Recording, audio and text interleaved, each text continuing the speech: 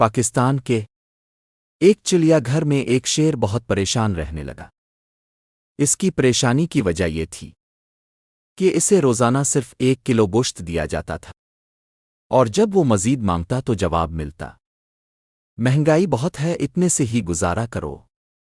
کچھ عرصے بعد جب پاکستان اور دبئی کے درمیان جانوروں کی منتقلی کا منصوبہ فائنل ہوا تو اسی شیر کا نام دبئی ٹرانسفر کے لیے منتخب کر لیا گیا۔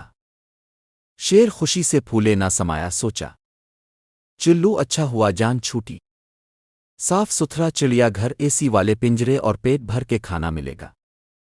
دبئی پہنچنے کے بعد پہلے ہی دن اسے ایک نہایت خوبصورتی سے سلا ہوا تھیلا ملا۔ شیر خوشی سے اچھل پڑا، جلدی سے تھیلا کھولا تو اندر سے چند کیلے نکلے۔ شیر حیران رہ گیا، مگر سوچا شاید غلطی سے یہ پیکٹ میرے پاس آ گیا ہو۔ اس نے خاموشی سے کیلے کھائے، پانی پیا اور اللہ کا شکر ادا کر کے سو گیا۔ اگلے دن پھر وہی بات ہوئی، تھیلا کھولا تو اندر سے پھر کیلے نکلے۔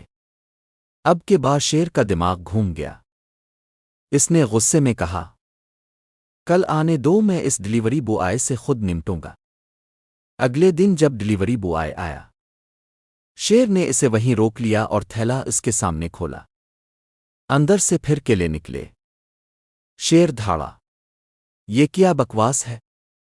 تمہیں پتہ نہیں میں شیر ہوں، جنگل کا بادشاہ، اور جنگل کا بادشاہ گوشت کھاتا ہے، کیلے نہیں گیونچو کہیں کے۔